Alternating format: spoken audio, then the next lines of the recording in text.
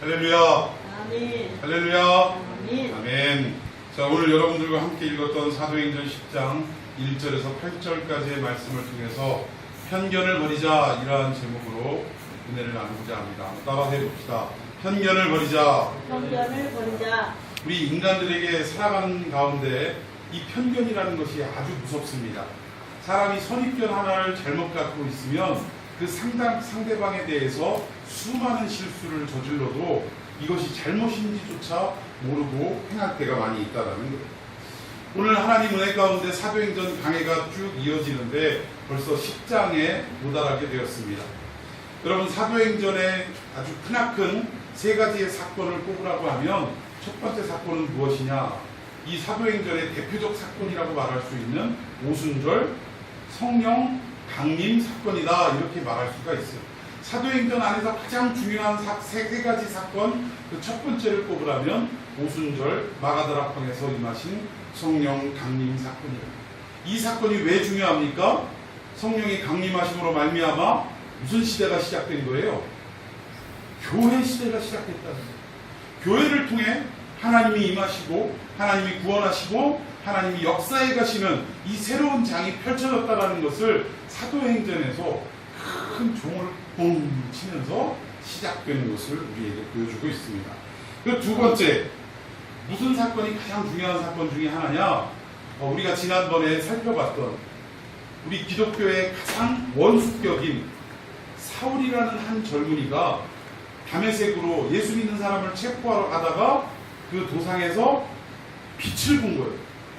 부활하신 예수님을 봤다라는 것입니다. 예수님을 바라보고 거꾸러지고 회개하는, 회심하는 이 사건. 그래서 결국 기독교를 대적했던 이 사울이, 우리의 원수와 같은 자가 무엇으로 변한 거예요? 복음 전도자로 변하는 사건. 이 사건이 두 번째로 중요한 사건이라는 거예요. 그리고 세 번째 중요한 사건 중에 세 가지 중에 하나는 오늘 여러분들과 함께 읽었던 고넬료 사건. 이 사건이 바로 사도행전에서 가장 중요한 세 가지 사건 중에 하나라고 말씀을 드릴 수가 있다는 것입니다. 그런데 이 세 가지 사건에 공통점이 있다는 거예요. 무엇이 공통이냐? 그 전에는 하나님에 대해서, 예수님에 대해서 누구만이 허락이 됐다라고 이야기합니까? 어느 민족만이? 유대 민족만이 이 복음이 허락됐고 메시아가 이 유대 민족에게 찾아가기로 약속이 되어져 있고 이랬는데, 사도행전의 이 세 가지 사건은 무엇을 말하느냐? 이제 그 유대라는 틀을 뛰어넘어서 어디에까지? 이방까지, 흔히 얘기하는 땅끝까지 복음이 증거되어지는 그 사건으로 등장하고 있다는 거예요. 이 세 가지 사건이 그 공통점이에요. 왜? 성경이 임해서 교회가 세워지면서 모든 사도들은 이제 어떤 명령을 받았어요? 예루살렘과 온 유대와 이제 유대를 넘어서 어디로? 사마리아와 땅 끝에 이르러서, 즉 이방을 향해 복음이 전파되어져야 할 것을 나타내는 사건이 성령 강림입니다. 그리고 사도 바울은 무엇입니까? 다메섹 도상에서 만난 예수님을 통해 무슨 그릇으로 세워졌어요? 무슨 그릇? 이방을 위한, 이방에게 복음을 전하기 위한 예수께서 택하신 그릇이다라고 분명히 말씀하고 있다는 것입니다. 역시 바울의 회심 사건도 어디를 향한 사건? 이방을 향한 사건. 마지막 세 번째, 이 고넬료 사건도 이 고넬료라는 사람이 어디 사람이었다고 성경은 말하고 있습니까? 자, 우리 이제 성경을 보면서 한 절 한 절씩 살펴보도록 하겠습니다. 먼저 이 고넬료라는 사람이 어떤 사람이라고 소개되어지고 있느냐? 1절 시작. 가이사랴에 고넬료라는 사람이 있으니 이달리아 유대라 하는 군대의 백부장이라. 여기에 보면 조금, 이달리아가 어디예요? 이달리아가 어디예요? 오늘의 이탈리아를 말합니다. 왜 이달리아라고 썼느냐면, 우리 성경은 어느 성경 번역한 것을 또 번역한 거냐? 중국어 성경을 다시 한번 번역한 성경이 우리 성경이라는 거예요. 근데 요즘 새롭게 여러분들이 들고 있는 이 성경은 중국어 성경을 번역한 그 책이 아니고 뭐예요? 원어도 보고 영어 성경도 보고 종합적으로 봐서 새롭게 여러분들이, 현대인들이 잘 이해할 수 있도록 나름대로 해석을 한 책이 지금의 개정 개혁판입니다. 근데 이것도 좀 부족하다고 해서 요새는 세번역 성경 또는 현대인의 성경 이러한 책으로 더 여러분들의 삶의 언어와 밀접하게 해석을 하려고 했던 성경책들이 요즘에 나오고 있어요. 근데 아무튼 여기에 보면 이탈리아는 이탈리아를 말합니다. 즉 어느 나라? 그 당시에 로마를 말하는 거예요. 로마의 어떤 사람이었다고? 백부장이라고 이야기하고 있습니다. 근데 이 사람이 지금 살고 있는 지금 근무를 하고 있는 위치가 어디예요? 가이사랴. 정확하게 명칭을 말하자면 가이사랴 빌립보라는 지역입니다. 예수님께서 마태복음 16장에 제자들을 향해서 물어보셨어요. 얘들아, 사람들이 나를 누구라고 하느냐? 그러니까 제자들이 뭐라고 그랬어요? 사람들이 말하기를요, 선지자라고도 하고요, 세례 요한이라고도 하고요, 저 엘리야라고도 하고 엘리사라고도 하고 뭐 그렇습니다. 얘기를 하는데 예수님이 두 번째 질문하셨어요. 그래? 그러면 창영이 너는 나를 누구라고 하니? 하고 예수님이 직접적으로 제자들에게 물어보셨어요. 그럼 너희는 나를 누구라고 하니? 그래? 사람들은 나를 선지자라고도 하고 세례 요한이 죽었는데 다시 살아났다고도 하고 뭐 예전에 800년 전에 죽었던 엘리야 엘리사라고도 하고 뭐 이러는데 그래 그렇단 말이지. 그럼 너는 나를 누구로 알고 따라다니고 있냐라고 직접 물어보겠다. 근데 어디서 질문하셨어요? 그 위치가 어디예요? 눈치가 없어. 지금 내가 어디 얘기하는데 가이사랴 빌립보라는 지역에서 물어보셨다. 근데 이 고넬료라는 사람이 그 예수님이 물어보셨을 때 아무도 대답을 못했는데 그때 누가 대답을 했어요? 예수님 마음을 시원하게 해드리는 대답을 한 사람이 있었어. 누굽니까? 베드로. 뭐라고 했죠? 주는 그리스도시요 살아계신 하나님의 아들이십니다 라고 딱 대답을 했어요. 예수님이 그때만큼 기쁘셨던 적이 없었던 것 같아요. 근데 그 장소가 가이사랴 빌립보. 그 가이사랴 빌립보에 지금 이탈리아의 백부장인 고넬료라는 사람이 근무하고 있었다는 것입니다. 여러분 당시에 이 군 편성 제도를 설명드리자면 먼저 레기온이라는 군대가 있어요. 이거는 오늘날로 말하면 군단 이렇게 이야기할 수 있어요. 군단. 그럼 병력이 몇 명 정도의 그 규모냐? 약 6,000명 가량의 보유를 하고 있는 그 단위가 레기온입니다. 군단. 그런데 이 6,000명을 몇 부대로 나누냐면 10부대로 나누는 거예요. 그러면 한 부대에 몇 명씩? 600명씩 분류가 또 편성이 됩니다. 그런데 600명을 다시 6명의 대장을 둬서 몇 명씩? 100명씩 거느리게 하는데 이 100명씩 거느리는 사람의 직책이 뭐예요? 직함이 백부장이에요. 100명의 부장이다 그 얘기예요. 백부장. 오늘 이 가이사랴에서 근무하고 있는 고넬료라는 사람은 우선 직책이 백부장이에요. 100명의 군사를 지휘하고 있는 백부장이었다는 것입니다. 당시는 로마가 전쟁을 통해서 세계를 정복하던 상황이었기 때문에 군인은 상당히 대우가 좋은 아주 지위가 높은 사람 중에 하나입니다. 여러분 평시에는 군인이 대우를 받습니까? 못 받습니까? 항상 보면 군인은 뭐예요? 천덕꾸러기예요. 왜? 전쟁도 안 일어나는데 밥 줘야 되지, 옷 줘야 되지, 돈 줘야 되지. 그래 안 그래요? 맨날 전쟁 물자 사줘야 되지. 그 돈이 어마어마하다라는 것입니다. 그런데 평시에는 이렇게 천덕꾸러기처럼 여겨지지만 그러나 막상 나라에 위협이 닥치고 위기가 닥치고 전쟁이 시작되면 누가 제일 필요한 거예요? 군인. 그때 전시에는 누가 제일 속된 말로 끝발이 가장 높습니까? 군인이 좋은 거예요. 군인이. 근데 당시에 로마도 정복 전쟁을 하고 있었던 때이기 때문에 군인에 대한 대우가 상당히 좋았던 때라. 그런데 이 사람이 계속해서 소개하고 있는데 자 2절 한번 더 보겠습니다. 시작. 경건하여 온 지경가도 하나님을 경외하며 백성을 많이 구제하고 하나님께 항상 기도하자. 예, 여기 보니까 아주 재미있는 내용이 있어요. 로마의 백부장인 이 고넬료라는 사람이 구체적으로 소개를 하고 있는데 어떤 사람이냐? 그가 첫 번째 어떤 사람이었다? 경건한 사람이었대요. 고넬료는 어디 나라 사람이에요? 로마 사람입니다. 로마 사람. 그 로마 사람을 뭐라고 그래? 유대인들은 이방인이라고 얘기하는 거예요. 왜? 자기들 유대민족이 아닌 모든 사람은 다 누구야? 이방인이에요. 이방인. 근데 이방인이 어떤 사람인가 살펴보기를 경건한 사람이라고 소개하고 있다라는 거예요. 그리고 온 집안과 더불어 하나님을 아주 죽이 맞아야지 하나님을 경외하는 사람이라고. 로마 사람이 하나님을 믿지 않을 텐데 이 사람은 특이하게도 누구를 믿고 있었다? 하나님을 믿고 있었는데 늘 하나님을 대충 믿는 게 아니라 경외하는 거예요. 경외하는 거예요. 경외한다는 건 두렵고 떨림으로 하나님을 대한다는 것입니다. 저는 우리 한국교회가, 특히 우리 교회가 이 하나님을 향한 경외심이 잊어져서는 안 될 줄로 믿습니다. 오늘날 사랑의 하나님, 용서의 하나님, 좋으신 하나님 이렇게만 표현하다 보니까 하나님을 알기를 너무 우습게 알더라 이거예요, 사람들이. 우리가 예배 드릴 때에도 조금의 경건성을 회복하기를 원합니다. 물론 경건이라는 것은 외적인 거룩, 경건, 막 이런 게 경건이 아니지만 그러나 외적인 부분도 어느 정도 우리가 갖추기를 원해요. 가급적이면 우리가 화장실을 가는 것도 예배 전에 다 볼일 보고 오세요. 물론 예배 도중에 참을 수 없는, 도저히 견딜 수 없는 지경에 왔다 하면 어떻게 해야 돼요? 우리가 예배 드리면서 방귀 끼면서 예배 드릴 수는 없잖아요.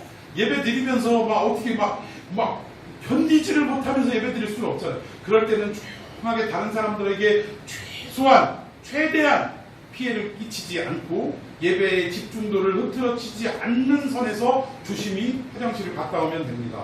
그런데 보면 우리가 습관적으로 화장실 가는 사람들이 있어요. 습관적으로 막 물들어 왔다 갔다 하는 사람이 있고 습관적으로 왔다리 갔다리 하는 사람들이 있습니다. 이거 왜 그렇습니까?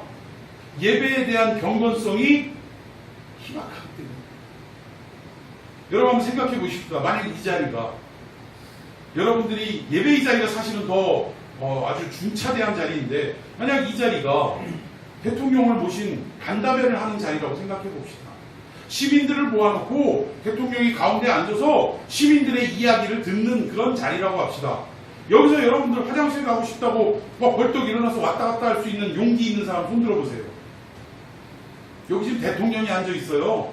여러분들하고 대화하겠다고 지금 자리를 마련했는데 왔다리 갔다리 물 먹고 싶어 하고 막 컵 갖다 놓고 막 하고 딱 내려놓고 이럴 사람 있으면 한번 손 들어보세요. 대통령이 한참 얘기하는데 손을 슬그머니 들어. 이게 무슨 일입니까? 우리 대통령 표현을 하면 무슨 일입니까? 뭐 이렇게 딱 대답을 할 때 화장실 갔다 와도 돼요? 라고 말할 사람 손 들어봐요. 없다라는 거. 왜 그렇습니까? 대통령이 있는 그 자리가 중요한 자리입니다. 감히 내가 사적인 일로 언급할 수 있는 그런 자리가 될 수 없다는 것을 알기 때문에. 근데 여러분, 대통령하고 비교할 수 없는 만왕의 왕이시며 만주의 주가 되시는 하나님이 여러분의 육신의 눈으로 보이지 않을 뿐이지만 이 자리에 계십니까? 안 계십니까? 이 자리에 계세요. 그 계신 예수님께 우리는 예배를 드리고 있는 거예요. 그 하나님께 예배 드리고 있는 장면입니다. 그런데 우리가 예배를 소홀히 여긴다는 그 반증이 예배 시간에 왔다 갔다 하고 마음을 집중하지 않고 또 심지어는 어떻게 하는 거예요? 또 주는 거. 대통령 앞에서 졸 수 있는 용기 있는 사람 여기 있으면 손 들어보라니까. 없어요. 왜? 그만큼 마음의 긴장도를 갖고 있기 때문에. 아무리 전날 밤을 샜다 하더라도 그 자리에서 마음 편하게 꾸벅꾸벅 졸 수 있는 사람은 강심장 중에 강심장. 여러분 긴장하시기 바랍니다. 이 자리에 비록 너무나도 부족하고 연약한 목사의 입을 통해 선포되어지는 말씀이지만 이 말씀은 누구의 말씀이다? 살아계신 하나님의 말씀이라는 사실입니다. 믿습니까? 예, 제 모습을 보지 마시고요. 저를 통해 말씀하시는 성령의 음성을 들으시기를 바랍니다. 그 하나님 앞에 우리가 어찌 경외하지 않을 수가 있겠습니까? 여러분, 이 하나님의 말씀을 듣고 믿고 순종하는 역사가 있기를 축원합니다. 아멘. 큰 소리로 아멘 하는 거예요. 우리가 대통령이나 누구 높은 사람이 와가지고 얘기하면 여러분들이 좋아할 만한 코드가 생각났어요. 여러분들이 좋아하는 래퍼 누굽니까? 지드래곤 또 누구예요? 사이먼 D? 뭐 이런 애들이 무대에서 막 노래를 하다가 뭐라고 한마디씩 묻더라고요. 내 이름은 누구라고? 딱 물어보면 그 청중들이 어떻게 해요? 관중들이 어떻게 합니까? 뭐라 그래요? 하나님 이렇게 얘기해요? 소리를 지르면서 막 사이반디 막 이러면서 노래할 때도 가사를 막 하나하나씩 다 따라해요. 왜 그렇습니까? 누구를 좋아하기 때문에. 그 가수를 좋아하기 때문에. 오늘 여러분들 하나님 사랑하십니까? 이게 입으로 아멘을 그냥 입만 꽉 물고기도 아니고 말이지, 금붕어도 아니고. 여러분들 하나님 사랑하십니까? 아멘. 그렇다면 그 사랑하는 하나님을 향해서 우리 좀 간절하게 좀 외쳐봅시다. 가끔 남녀간에 특히 남자들이 사랑하는 자기의 여자친구를 향해서 이벤트를 해줄 때 나는 그거 참 닭살 돋아서 못하겠더만 많은 사람들이 오고 가는 이 거리에서 어떻게 해요? 어떻게 해주기를 원하는 거야? 나는 아무개를 어떻게 합니다? 사랑합니다 하고 소리쳐서 자기가 그 사랑하는 감정을 남들에게 감추지 않고 다 드러내기를 원하는 그런 어떤 여자의 마음을 헤아리는 이벤트를 하더라는 거예요. 뭐예요? 내가 상대방을 향한 사랑을 확인시켜주는 거예요. 그리고 내가 사랑하는 그 마음을 보여주는 거예요. 또 오늘 우리가 하나님 앞에 아멘, 할렐루야 하면 아멘 하고 대답하고 기도할 때도 정말 이 기도는 이루어지기를 원합니다라는 어떤 내용구가 나오면 같이 여러분들도 아멘 하는 거예요. 대표 기도자가 기도한다고 해서 혼자만 기도하고 목사님만 아멘하는 게 아니고 기도의 맨 끝에만 아멘하는 게 아니라 기도 중간중간에 그 말에 나도 동의합니다 라고 생각이 되어지거든. 우리는 어떻게 해야 된다? 아멘 하고 화답해야 된다. 그리고 말씀을 듣다가도 중간에 하나님의 말씀이 내 마음에 딱 와닿는 그 순간에는 어떻게 해야 돼요?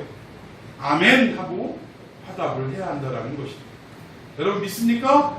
동의하십니까? 아멘. 자, 이렇게 고넬료는 경건한 사람이었고 하나님을 경외하는 사람이었다는 것, 두렵고 떨림으로 하나님을 믿는 사람이었다는 것입니다. 뿐만 아니라 백성을 어떻게 하고 많이, 여기에 백성은 로마 백성? 아닙니다. 이 사람이 지금 일하고 있는 그 위치가 어디라고 했죠? 가이사랴 빌립보지요. 이 가이사랴라는 지역의 백성들을 많이 구제했다라는 거예요. 그리고 심지어 하나님께 항상 기도하는 사람이다라고 성경은 고넬료를 소개하고 있다라는 것입니다. 그러나 여기서 한 가지 우리가 납득이 안 가는 부분이 하나 있습니다. 왜? 이 사람은 어디 사람? 로마 사람, 이방인. 근데 이방인이 어떻게 하나님을 믿지도 않는 그 나라에서, 그리고 우상들이 커다랗게 많은 그 나라에서 그 살던 사람이 어떻게 이 지역에서 하나님을 이토록 잘 믿고 있더냐? 이유는 하나예요. 여러분, 세상이 어두워질수록, 세상이 점점 타락해질수록 우리 인간에겐 뭐가 있어요? 양심이라는 것이 있습니다. 믿든 믿지 않든 양심이라는 것이 있어요. 그래서 어때요? 세상이 타락하면 타락할수록 내 마음속에 어떤 울림이 있어? 세상이 이래서야 되겠는가. 요즘 우리도 대중매체를 보면, 특히 매스컴을 보면, 뉴스를 볼 때 어떻습니까?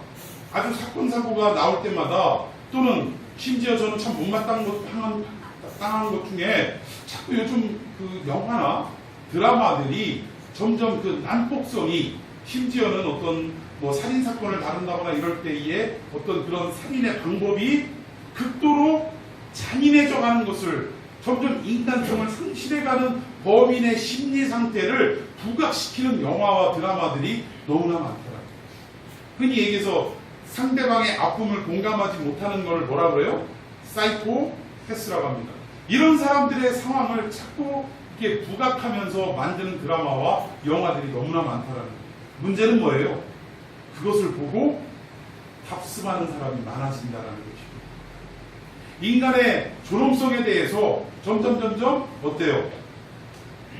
기본적으로 가져야 할 이 마음을 점점 상실해 간다. 사람의 생명을 존중할 줄 모르고, 예전에는요, 동네에서 누가 머리 하나만 터져도, 돌멩이 던져갖고 머리 하나만 터져서 피가 조금만 나와도 온 동네 사람들이 나와서 어떻게 했어요? 어머머머머, 피가, 아이고, 큰일 났네.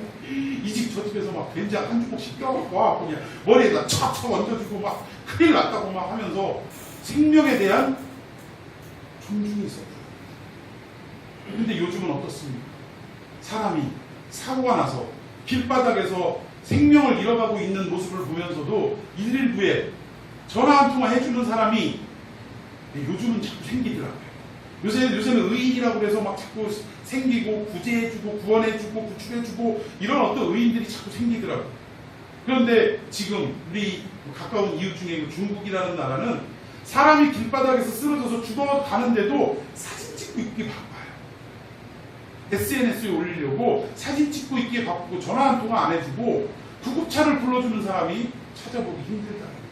중국 내에서도 지금 각성의 운동이 지금 벌어지고 있어요. 우리가 이래서는 되겠느냐? 라는 어떤 움직임들이 있다라고 합니다. 그런데 이런 어떤 세상이 점점 타락하고 어두워져 갈수록 우리 인간의 그래도 우리 양심이 살아있는 인간이라면 이래서야 되겠는가 하는, 그리고 이렇게 살아서는 안 되지 하고 무언가 지금의 삶의 방법과는 다르게 살아가기를 원하는 마음들이 있다 없다? 있다라는 것입니다. 그러던 차에 이 사람이 어디로 왔어요? 유대 땅 카이사르 땅으로 전군을 온 거예요.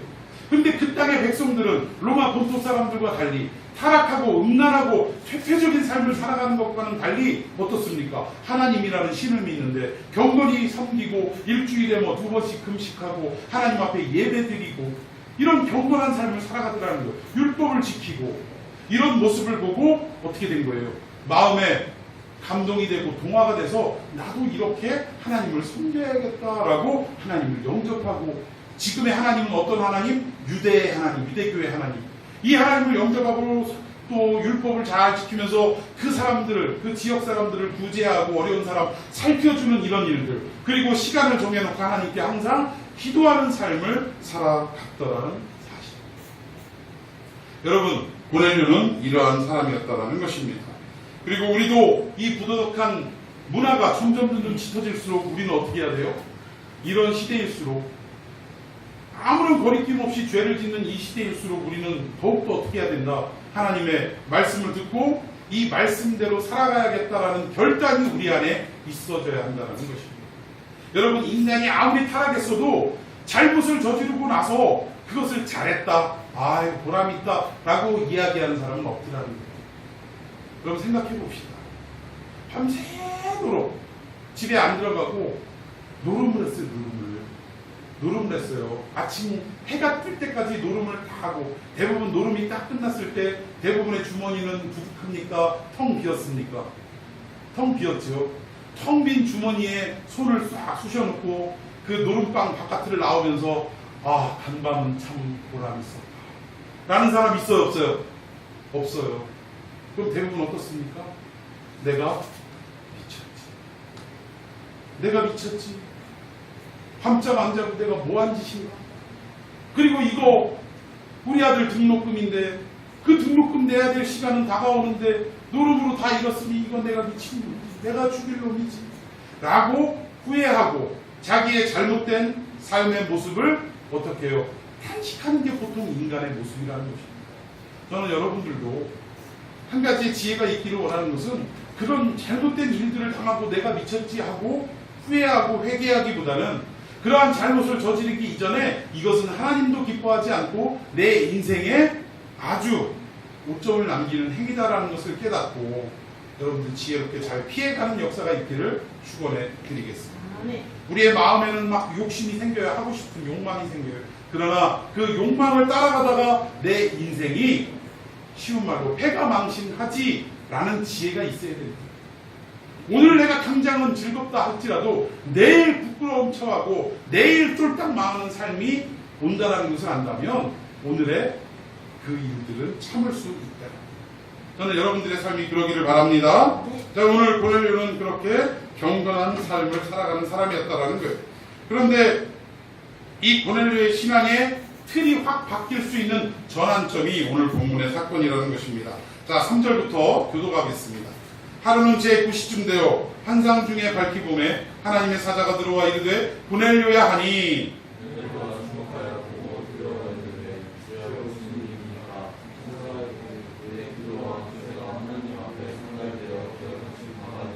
자, 여기에 우리가 주목할 내용이 있습니다. 고넬료가 주목하여 보고 두려워해서 무슨 일입니까? 라고 물어볼 때, 하나님의 사자가 음성이 들리는데, 천사의 음성이 들리는데 얼마나 놀랬겠어요. 무슨 일이십니까? 라고 물어볼 때 이 천사가 인정하는 내용이 뭐였냐면 내 기도와 또 구제가 누구 앞에? 하나님 앞에 상달되어 누가 기억하고 있다라는 거예요? 하나님이 기억하신 바 되었다. 할렐루야. 저는 여러분 이 4절 말씀에서 우리의 삶의 방식을 얻어야 될 줄로 믿습니다. 우리 믿는 자들은 항상 어떤 삶이 되어야 된다? 기도하는 삶이 되어야 한다. 근데 그 기도가 우리의 욕심을 아뢰는 기도가 아니라 하나님의 뜻과 하나님의 나라와 하나님의 의를 구하는 이러한 기도가 되어야 된다는 거예요. 그리고 또 우리는 오른손이 하는 일을 왼손이 알지 못하도록 오직 누구만 알게 하도록 하나님만 아실 수 있도록 우리는 구제해야 된다는 것입니다. 저는 그래서 여러분들이 앞으로 우리 젊은 여러분들, 고등학생 여러분, 대학 청년 여러분, 저는 여러분들의 인생에 돈도 많이 버는 역사가 있기를 축원합니다. 부자가 되는 역사가 있기를 축원합니다. 성경에 보면 부자가 천국 가기가 뭐 낙타가 바늘 위로 들어가는 것보다 어렵다라고 하는데 여기서 말하고자 하는 내용은 부자는 천국에 못 간다 그 얘기가 아니에요. 그만큼 부자가 되었을 때 내가 가진 부와 재물로 하나님께 영광 돌리는 삶을 살아가는 사람이 적다 그 얘기예요. 그러나 여러분들은 많은 부와 재물을 허락받는다 할지라도 이 부와 재물은 누구의 것이다? 하나님이 내게 주신 것이니까 맡기신 것이니까 원주인은 하나님이라는 이 사실을 잊지 말고 하나님을 위하여 이 재물을 아름답게 사용하는 사람이 된다면 여러분들은 오늘 본문에 나오는 이 고넬료처럼 많은 이웃들을 구제하고 또 하나님의 일들을 이루기 위하여 기도하며 살아가는 이러한 삶이 되어질 때 하나님이 여러분의 생각과 마음과 여러분의 인생을 기억하실 줄로 믿으시기를 바랍니다. 그리고 여러분의 모든 행위가 하나님 나라에 상달될 줄로 믿습니다. 기도는 이런 기도가 진짜 기도예요. 이 재단에서 제가 지난주에도 얘기했나요? 이 기도가 재단 위에 쌓여가지고 기도발이 잘 터지고 이게 아니에요. 기도는 우리의 기도가 기도 끝남과 동시에 입에서 떨어짐과 동시에 어디로 가야 한다? 하늘나라 누구 앞으로? 보좌 앞으로 하나님의 보좌 앞으로 나아가서 천사가 금향로로 담아가서 그 앞에 쏟아 부어야 한다는 거. 그래 하나님이 받으시죠. 믿습니까? 자 5절 제가 계속 있습니다. 내가 지금 사람들을 욕바에 보내어 베드로라 하는 시몬을 청하라. 6절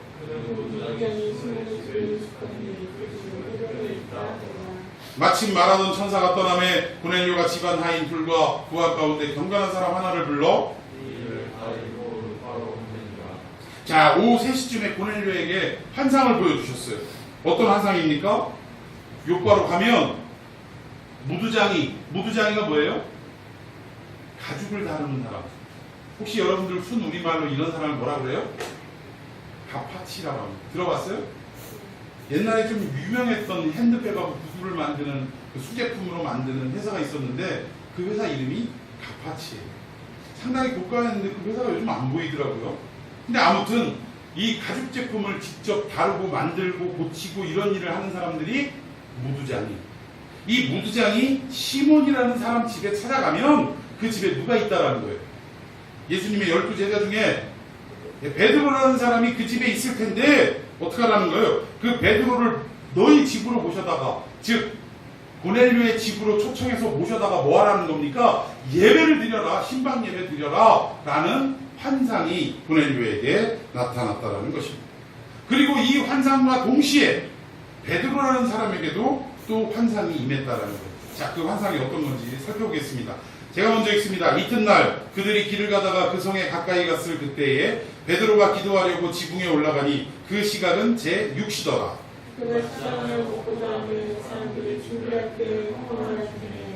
하늘이 열리며 한 그릇이 내려오는 것을 보니 큰 보자기 같고 내 귀를 내어 땅에 들이웠더라.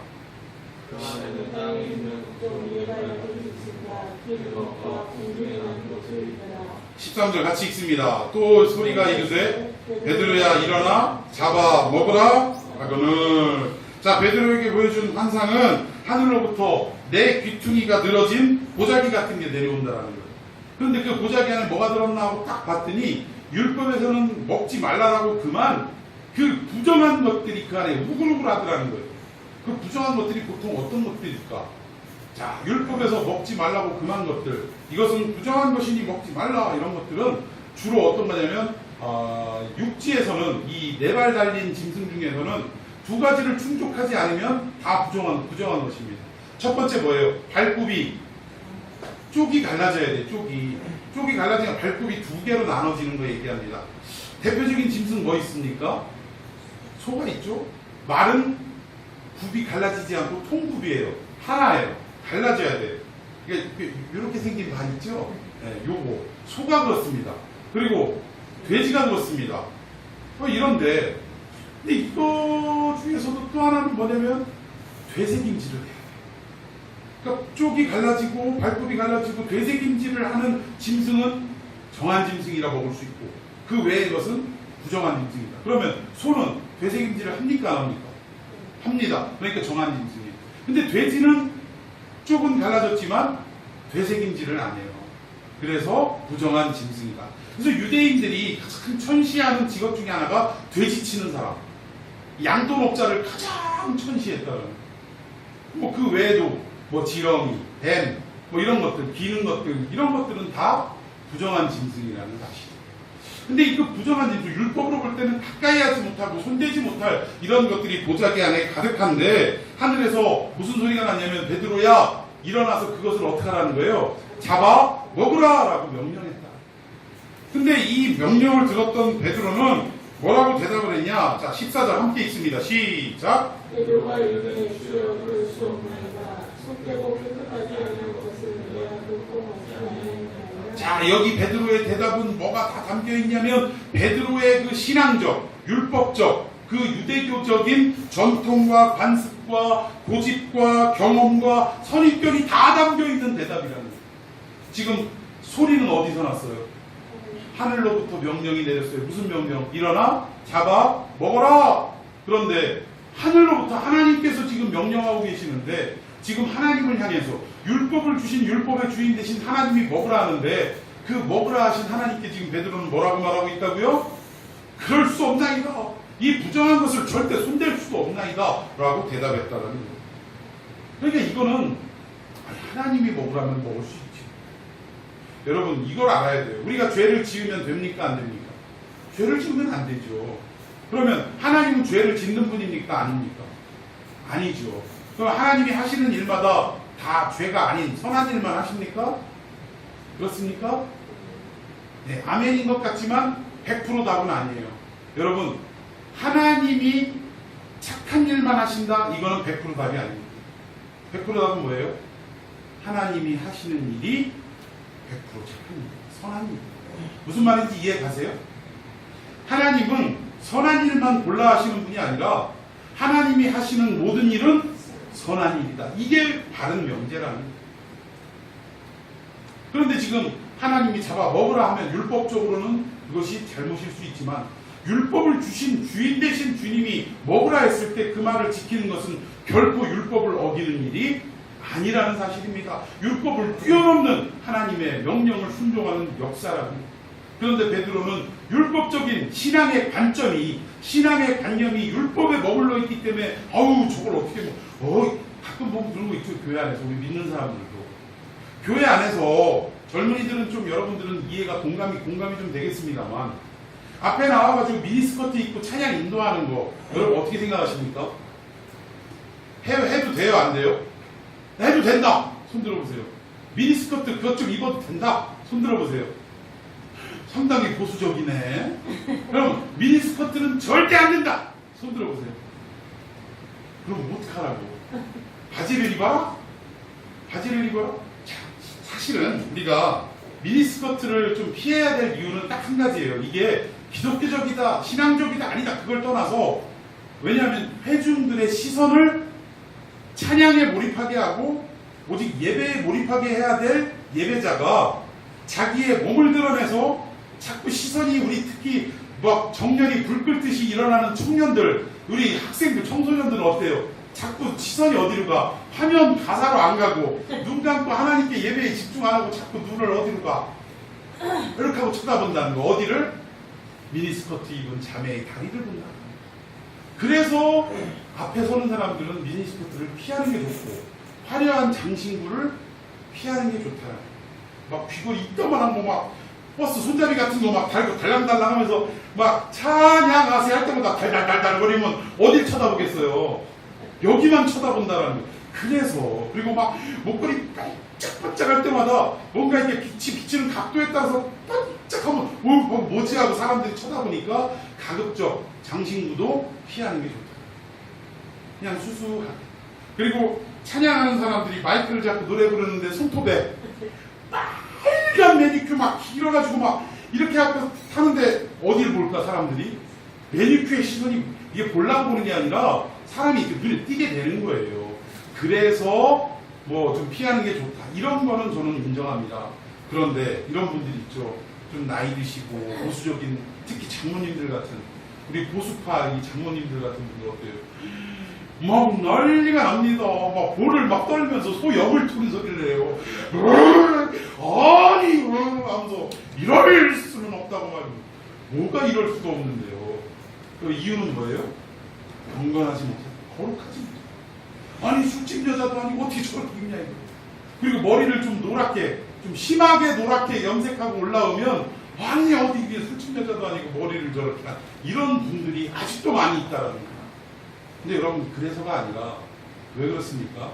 해도 된다 안 해도 된다 해야 된다 안 해야 된다 중에 이유는 굳이 안 해야 된다라고 꼽을 때는 뭐예요? 좀 전에 말씀드린 대로 예배에 집중할 수 없기 때문에 안 될 뿐이지 더불어 이것은 거룩하지 못하고 이것은 어떤 세속적이고 뭐 이런 이유로 하지 말아라 하는 것은 잘못이다 아니다. 이것은 잘못이다. 오늘 하나님이 그 부정한 것을 먹으라라고 할 때는 분명히 하나님이 가지고 계신 이유가 있다 없다? 있다. 분명히 우리가 이해하지 못하는 아주 뜻깊은 이유가 있다. 그래서 우리는 알지 못하지만 하나님이 지금 하라 명하시면 지금은 이해가 안 되고 납득이 안 되지만 어떻게 해야 돼요? 순종해야 된다는 거예요. 그러다 보면 언젠가 아하 하나님이 이래서 이걸 이렇게 하라고 하셨구나 라고 깨닫게 될 때가 있다는 것입니다.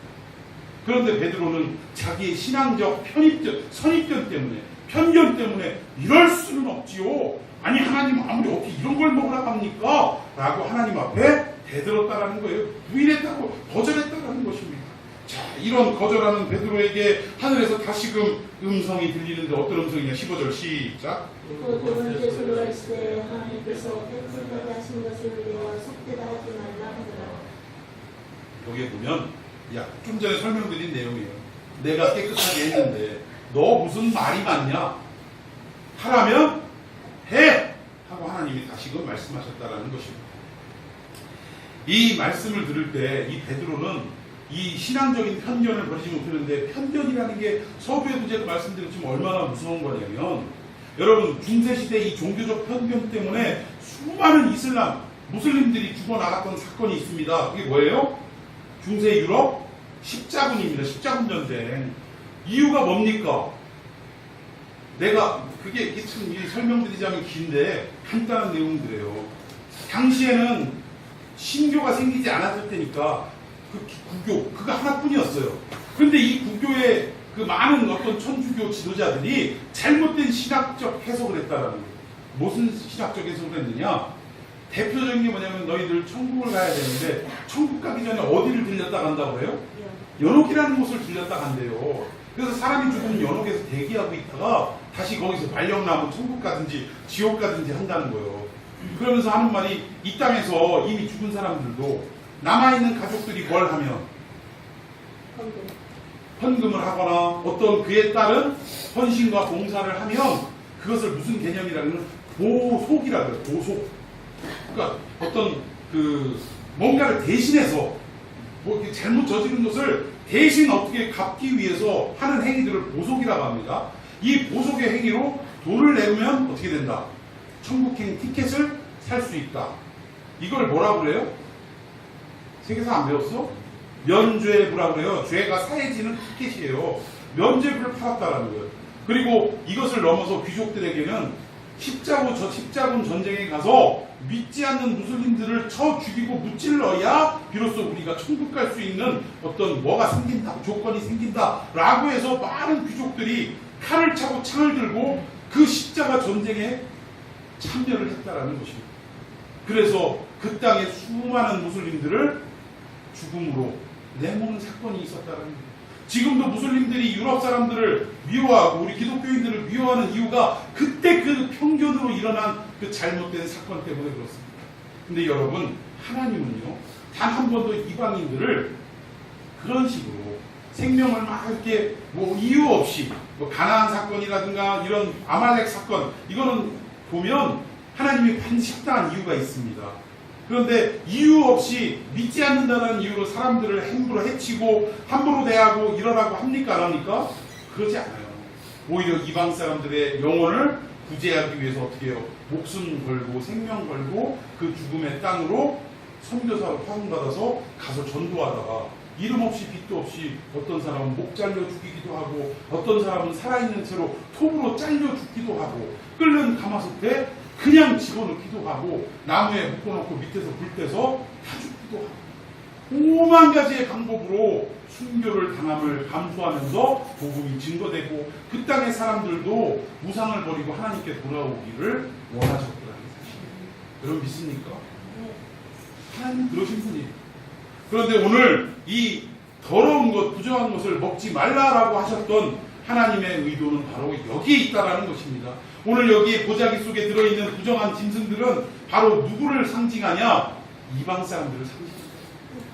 베드로 보고 그것을 잡아 먹으라. 이것은 뭐예요? 이 이방인들 중에서도, 죄 많은 이방인들 중에서도 하나님이 구원하기로 작정한 사람들이 있고 선택한 백성이 있고 하나님이 찾으셔야만 하는 사람들이 있다 이거예요. 그 사람들을 어떻게 하라? 복음을 전하고 구원하라. 이 메시지가 환상의 내용이라는 사실입니다. 여러분 동의하십니까? 그런데 베드로는 종교적인 편견 때문에 거절했더라. 그러니까 두 번째 이 음성이 듣고 베드로는 뭔가 깨달음이 있었다. 그 뒤에 어떤 일이 생겼더냐? 자, 24절부터 교독합니다. 이튿날 가이사랴에 들어가니 고넬료가 그의 친척과 가까운 친구들을 모아 기다리더니 자, 고넬료에게도 환상을 통해서 베드로라는 사람을 모시고 예배드려라라고 환상이 임했어요. 그리고 베드로에게는 이 더러운 것들을, 보자기에 있는 것들을 잡아 먹으라 하는 어떤 이런 환상을 보여주셨어요. 그러면서 이튿날 어떤 일이 있었냐면 고넬료가 사람들을 보내서 베드로를 모셔왔다라는 거예요. 베드로가 고넬료의 집에 들어가는 순간 어떤 일이 있었느냐? 로마의 백부장이면 상당히 지위가 높은 사람입니다. 그런데 베드로가 들어가자마자 어떤 일이 있었어요? 베드로와 온 식구들이, 고넬료와 온 가족들이 베드로 앞에 엎드려 영접을 하더라 이겁니다. 오늘날로 말하면 목사님 어서 오세요. 우리 집에 와주셔서 영광입니다. 어서 오십시오 하고 그냥 철저하게 청소하고 막 음식을 준비하고 예배를 드리기 위해서 손님, 아주 귀한 손님, VIP 같은 손님을 모셔드리기 위해서 철저히 준비하고 아주 그냥 영접을 하면서 모셔드렸다. 여러분 이 사건을 대하는 베드로는 깨달은 바가 있었어요. 아하 이거요. 이 부정한 것들을 먹지 말라 하신 우리 주님 왜 그렇게 말씀하셨는지, 이방인들을 구원하시기 위한 뜻이 있으셔서 이것을 먹으라고 했구나. 내가 그것을 모르고 이방인들은 다 개, 돼지 취급하는 유대의 감정, 또 유대교의 편견을 가지고 내가 지금까지 살아왔구나 라는 것을 깨달았다라는 것입니다. 그만큼 편견이 무서운 거예요. 이 사건으로 말미암아 베드로는 어때요? 종교적인 편견을 버리는 계기가 됐다라는 것입니다.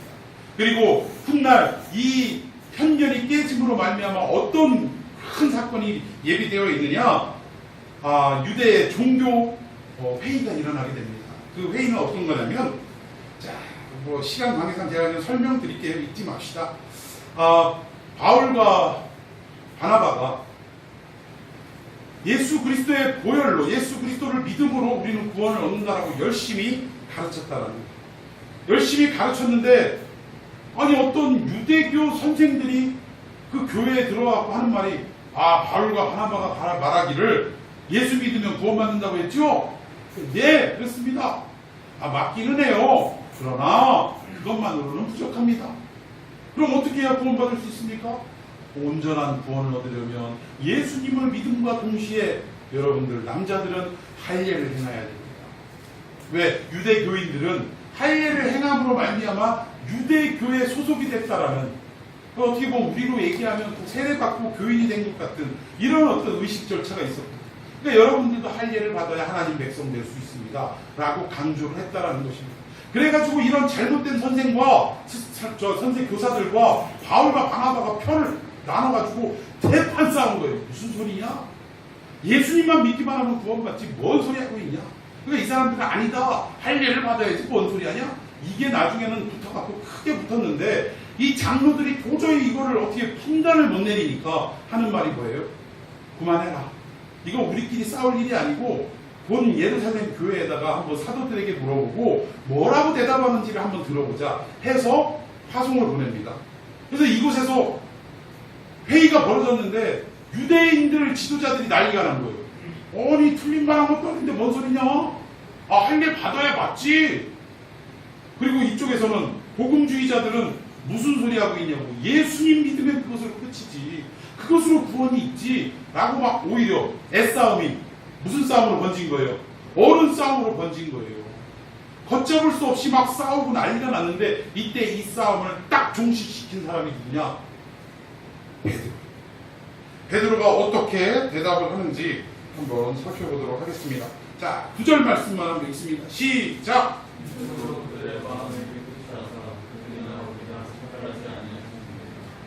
아멘입니까? 할례 필요 없다. 무슨 말이에요? 오직 무엇으로? 믿음으로 이방인이나 유대인이나 마음을 깨끗하게 해주셨고 그들이나 우리나 즉 이방인들이나 우리 유대인들이나 뭐가 없다? 차별 없다 이거예요. 예수님 믿기만 하면 누구든지 구원을 얻을 수 있다. 이방인들도 그럴 수 있다. 예수님 믿기만 하면 이방인들도 구원을 얻을 수 있다. 라고 선언함으로 그 종교 회의를 이 결정이 어디에서 일어났느냐? 오늘 본문의 사건인 고넬료의 사건. 고넬료는 비록 이방인이었지만 그리고 하나님이 그에게 보내기 위해서 부정한 것들을 먹으라고 명령하셨을 때 나는 못 먹는다. 그럼 풀어서 말하면 뭐예요? 나 이방인들에게 가서 복음 못 전한다 그 얘기예요.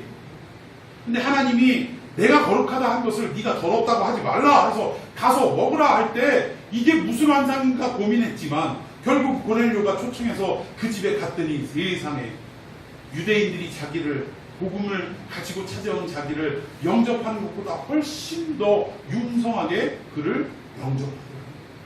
그러니까 이거는 베드로를 영접했다는 것이 아니라 베드로가 들고 온 복음을 영접했다는 것입니다. 예수 그리스도를 영접했다는 거예요. 그래서 여기서 깨달았다는 것입니다. 무엇을? 이방인들이라 할지라도 아니 죄인이라 할지라도 아니 우리 인간의 눈으로 용서받을 수 없는 사람이라 할지라도 하나님이 그를 구원하시기로 작정하셨다면 그가 예수 그리스도를 믿기만 한다면 우리는 그를 형제로 받아들여야 한다는 것입니다. 우리 기독교 공동체 안으로 받아들여야 한다는 것을 베드로는 깨달았다는 사실입니다. 여러분 베드로가 가지고 있었던 모든 종교적인 편견이 와르르 무너지는 사건이 오늘 본문의 사건입니다. 사랑하는 성도 여러분, 저는 오늘 이 얘기를 왜 하느냐? 우리 믿는 사람, 기독교인들 안에서도 이 종교적인 편견이 너무나 강하다는 거, 많이 있다는 것입니다.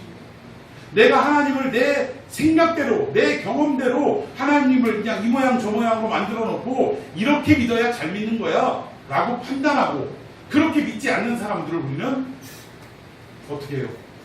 채찍질하고 비난하고 욕하는 경우가 있다는 것입니다. 그래서 심지어 어떤 말까지 나왔냐면 기독교는 오만의 종교다라는 이야기까지 나와요. 왜 그렇습니까? 편견을 가진 자들이 하나님의 뜻도 아닌데 안 믿는 사람하고 우리는 대화도 안 해? 안 믿는 사람 집에 가서는 물건도 안 팔아줘? 이런 잘못된 편견으로 살아가는 것이 하나님을 기쁘시게 하는 것으로 착각하고 살아가기 때문에 믿지 않는 사람들 입장에서는 그것을 이해할 수 없다. 오늘 저는 여러분들이 이제 이 교회 문을 밖에 나가서 학교로, 캠퍼스로, 또 직장으로 들어가서 여러분의 삶을 살아갈 때 이 가지고 있는 모든 기독교적 편견을, 종교적인 편견을 버리기를 바랍니다. 이 사람은 예수 믿으라고 전에도 안 믿을 사람이야 라는 생각을 버리라는 거예요.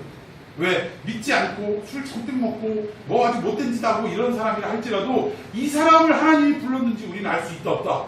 모르기 때문에, 알 수 없기 때문에 행여나 하나님의 부르심이 이에게 있지 않을까라는 마음으로 그에게도 동일하게 전도해야 한다는 것입니다. 동의하십니까? 여러분들 이제 내일부터 또 새로운 한 주가 시작되는데 여러분 학교에서도 어때요? 편견을 갖지 말고 하나님을 정하고 예수 그리스도를 증거하는, 전도하는 여러분들 되기를 예수님의 이름으로 축원해 드리겠습니다. 아멘. 한동안 우리 친구들 여러분들이 전도에서 많이 나왔는데 또 이제 여름이고 여러 가지 문제로 주춤하고 안 나오는 일들이 좀 이제 물론 이제 한 달 만에 한 번씩 나오기로 했으니까 이번 달에는 아직 안 나왔습니다만 좀 여러분들이 학교에서도 친구들을 좀 독려하시고 또 이 더위에 다시 한번 영적인 힘을 공급받아서 또 남은 수능까지 최선을 다해 달려갈 수 있는 그런 친구들이 될 수 있도록 또 여기 와서 또 목사님 축복 기도도 받고 얼마나 좋아요. 네, 그럴 수 있는 여러분들이 되기를 예수님의 이름으로 축원해 드리겠습니다. 네. 따라합시다. 편견을 버리자. 종교적 편견을 버리자. 이 모든 편견을 버리고 오직 복음으로 돌아가는 여러분 되기를 예수님의 이름으로 축원해 드리겠습니다. 아멘. 기도합시다. 하나님